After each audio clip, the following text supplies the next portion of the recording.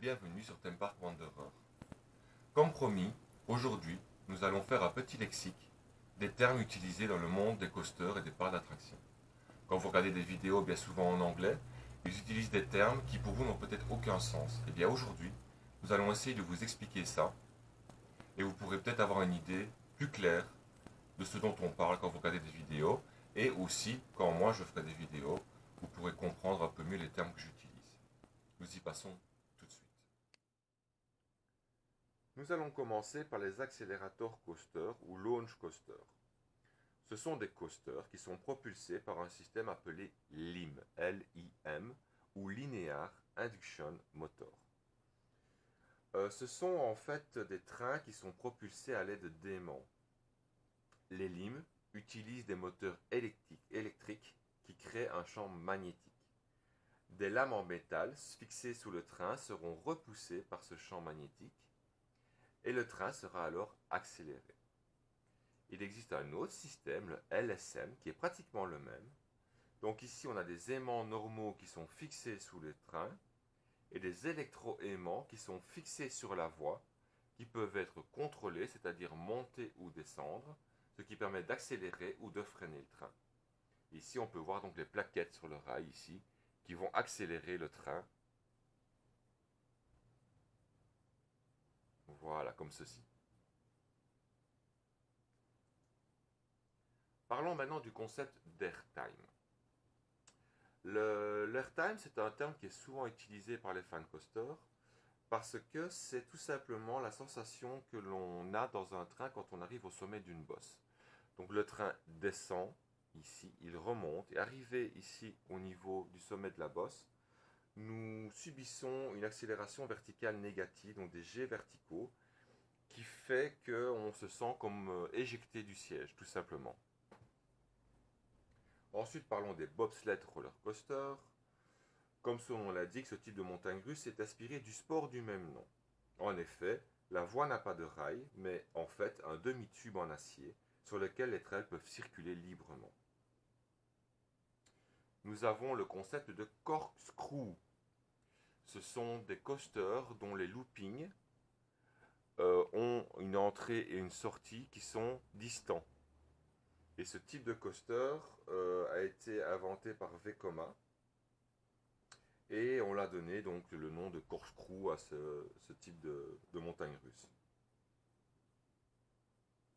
Les dark rides sont des parcours scéniques, se situant à l'intérieur d'un bâtiment, d'où le dark. Les plus beaux spécimens de dark ride se trouvent dans les parcs Disney, qui ont largement contribué à l'évolution et au succès de ce type de ride. Ici, on peut voir le Ratatouille de Disneyland Paris. Ensuite, nous parlons de dive coaster ou dive machine, en anglais machine à plonger. Ils portent bien leur nom puisque la particularité de ces coasters est de posséder une première chute quasiment verticale. Je dis quasiment parce qu'en fait elle est inclinée à 87 degrés. On peut aussi noter que le wagon est stoppé quelques secondes à la verticale avant de descendre. Ils ont été construits par Bollinger et Mabillard et on peut citer par exemple l'Oblivion à Alton Tower qui a été créé en 98. Nous avons ensuite la représentation ici d'un floorless coaster, littéralement un train sans sol. En fait, une fois en gare, le sol se rétracte et le train démarre. On se retrouve avec les pieds dans le vide et ça permet à chaque train d'avoir une certaine autonomie, chaque wagon l'un par rapport à l'autre. Nous parlons ici de flume coaster. On les appelle bien souvent les rondins ou le splash, chacun a un nom pour eux. Et c'est en fait simplement les chutes d'eau qu'on retrouve un peu partout. Et on est dans des trains en forme de rondin. Ça s'appelle un flume coaster en anglais. Les flying coasters, pardon. Les flying coasters, il s'agit simplement de coasters suspendus où vous êtes attaché, allongé sur le ventre. Cette position donne la sensation de voler.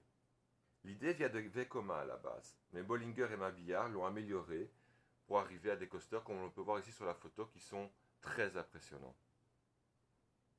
Et donc, nous allons parler des Freefall Tower. Les free fall towers, ce sont les tours de chute libre comme on les connaît nous en français. Donc c'est une attraction qui se présente sous forme d'un mât autour duquel sont fixées des nacelles. Les personnes sont soit levées ou propulsées au sommet. Il y a un arrêt qui se fait et puis on est lâché dans le vide d'un seul coup. Parlons des trois types de coasters par rapport à leur taille. Nous avons les hyper coasters, les giga coasters et les strata coasters. Les hyper coasters ont une hauteur de première chute entre 65 et 98 mètres. Les giga coasters, quant à eux, ont une hauteur entre 98 et 121 mètres. Et tous les coasters qui sont plus hauts que 121 mètres, comme celui-ci, sont des strata coasters. Alors ici, nous avons une photo d'une inversion. Qu'est-ce qu'une inversion? C'est tout simplement le moment où on est retourné la tête à l'envers dans une attraction. On appelle ça une inversion. Looping, vrille. Voilà, c'est toujours une inversion. Et nous avons ici en face les inverted coasters. Alors un inverted coaster, c'est quoi? C'est un type de coaster qui a été inventé par le constructeur Bollinger et Mabillard en 92. Les wagons sont tout simplement attachés en dessous du rail et les riders ont les pieds dans le vide. Ce type de coaster propose souvent des inversions, looping, vrille. Parlons un peu des éléments d'un tracé. Ici nous avons le lift. Le lift c'est quoi? C'est le système qui permet d'amener le train au plus haut du parcours avant de le laisser aux mains de la gravité. Il en existe plusieurs sortes, à chaîne, à câble, à roue, électromagnétique, des ascenseurs, des spirales, autant que vous voulez. Le seul truc à savoir, c'est que ça nous permet d'être tracté au-dessus de le poids le plus haut du coaster. Ensuite, autre module, nous avons le launcher. Le launcher, c'est l'élément du circuit qui donne une grande vitesse au train en un minimum de temps.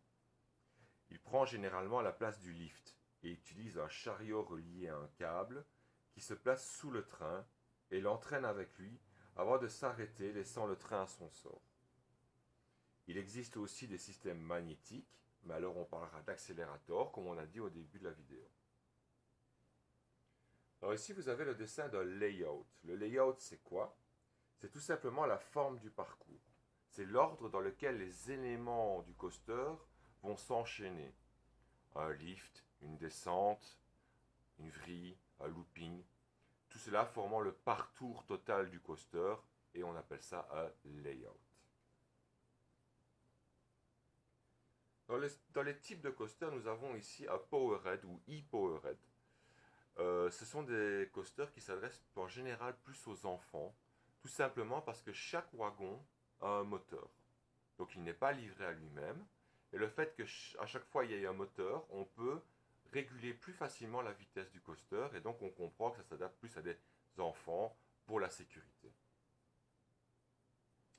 Passons maintenant aux shuttles. Les shuttles, ici on a par exemple un système boomerang, donc un shuttle c'est tout simplement un tracé qui ne se boucle pas, qui ne se termine pas.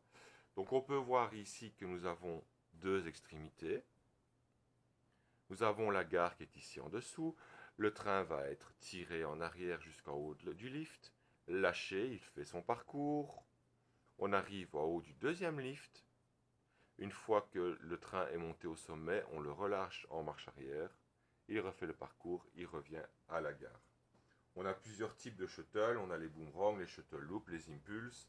Ici, c'est plus des modèles de boomerang qui sont beaucoup plus fréquents.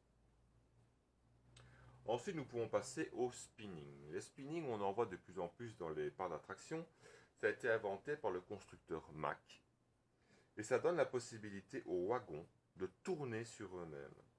Ils peuvent tourner librement grâce à la gravité, donc la répartition des masses, donc le poids des passagers, ce qui fait que chaque tour est donc différent. Ou encore, ils peuvent tourner grâce à des moteurs électriques, selon une séquence définie à l'avance. Suivant les constructeurs, les passagers sont soit dos à dos, soit face à face par rang de deux. Nous avons parlé d'inverted. nous allons parler de suspended. Quelle est la différence? En fait, la suspended, c'est le même concept que l'inverted, sauf que les nacelles peuvent se balancer dans les virages grâce à la force centrifuge. Bien évidemment, dans ce type de coaster, il n'y aura pas de looping ou de vrille.